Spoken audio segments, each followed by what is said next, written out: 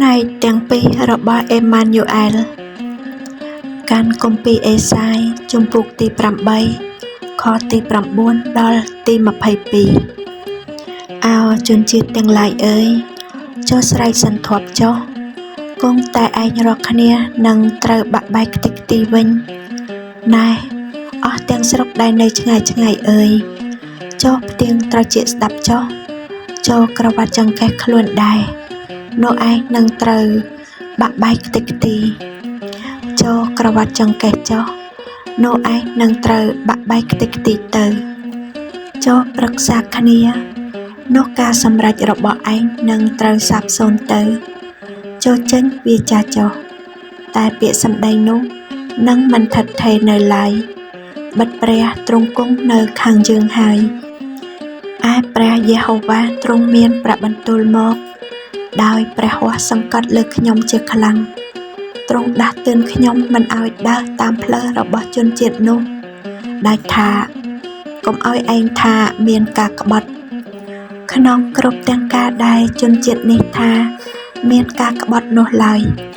ក៏កុំឲ្យភ័យខ្លាចចំពោះការដែលគេភ័យខ្លាចដែរកុំឲ្យតក់ស្លុតឲ្យសោះត្រូវឲ្យរាប់ព្រះយេហូវ៉ានៃពួកពលបរិវារទុកជាបរិសុទ្ធព្រមទាំងយកទ្រង់ជាទីភ័យខ្លាចហើយតក់ស្លុតវិញនោះទ្រង់នឹងបានសម្រាប់ជាទីបរិសុទ្ធតែជាថ្មជំពប់ហើយជាថ្មដាដែលបង្អន់ចិត្តដល់ពួកអ៊ីស្រាអែលទាំងពីរវង្សហើយជាអន្ទាក់និងជាជង់ដល់ពួកអ្នកនៅក្រុងយេរូសាឡឹមទាំងអស់មនុស្សជាច្រើននឹងជំពប់នឹងថ្មនោះហើយដួលទៅព្រមទាំងត្រូវបាក់បែកចុះអន្ទាក់ហើយចាប់បានផងហេតុការណ៍នាបច្ចុប្បន្នកាលនិងអនាគតកាលចូលចងសេចក្តីបន្ទាល់ទុកហើយបិទត្រាបញ្ញត្តិច្បាប់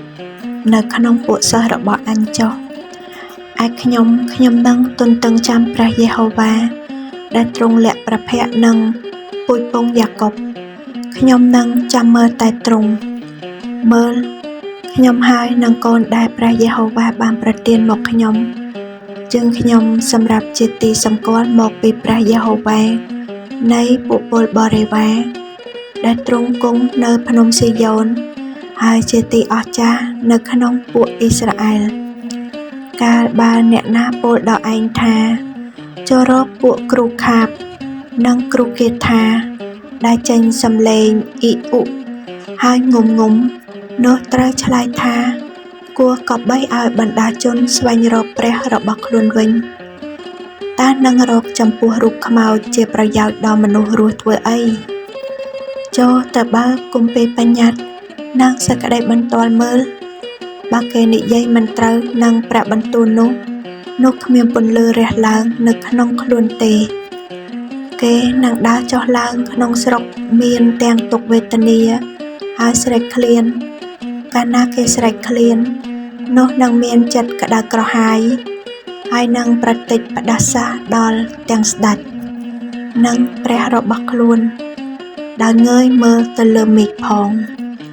រួចងាកមើលទៅផែនដីឃើញមានសត្វតែសេចក្តីលំបាកសេចក្តីងងឹតនិងឆ្លុបសូន្យសងគ្របសង្កត់ដោយវេទនាចិត្តហើយនឹងត្រូវបណ្ដេញទៅក្នុងសេចក្តីងងឹតយ៉ាងក្រាស់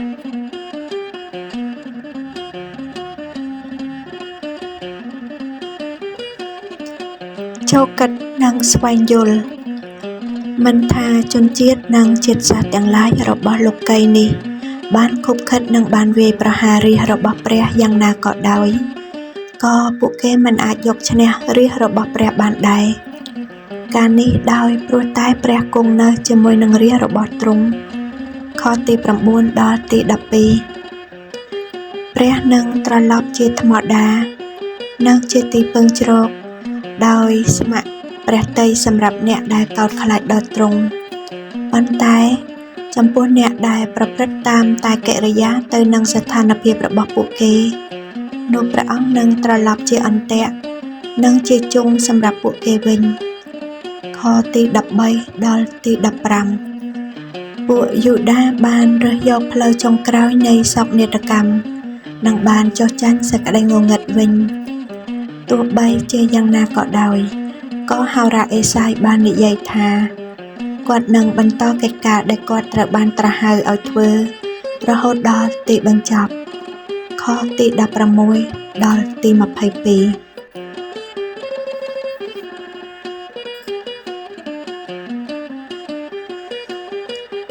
តើព្រះជានរណាដោយផ្អែកលើខទី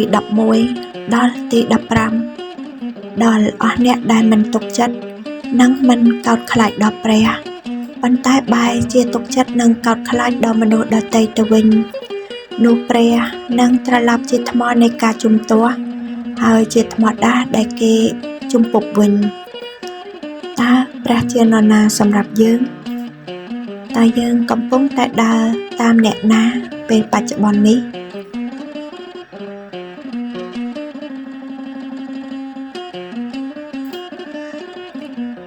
តើព្រះកំពុងបង្រៀនអ្វីដល់ខ្ញុំ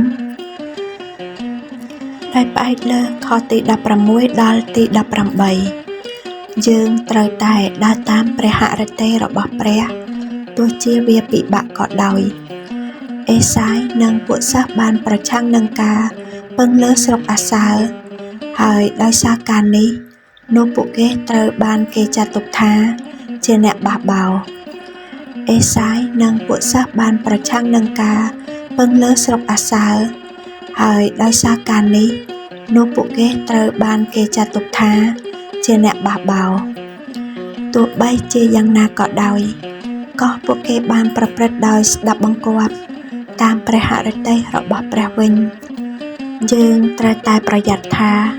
ទោះបីជាជួបការលំបាកនិងជាជម្រើសមួយដែលមិនពេញនិយមក៏ដោយក៏ព្រះហឫទ័យរបស់ព្រះត្រូវតែជាគំរូនៃជីវិតរបស់យើងដែរយើងត្រូវតែប្រយ័ត្នថាទោះបីជាជួបការលំបាកនិងជាជម្រើសមួយដែលមិនពេញនិយមក៏ដោយក៏ព្រះហឫទ័យរបស់ព្រះត្រូវតែជាគំរូនៃជីវិតរបស់យើងដែរ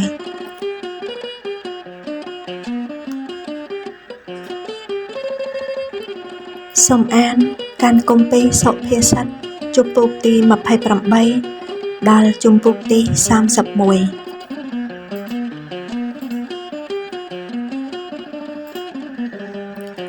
សេចក្តីអធិដ្ឋាន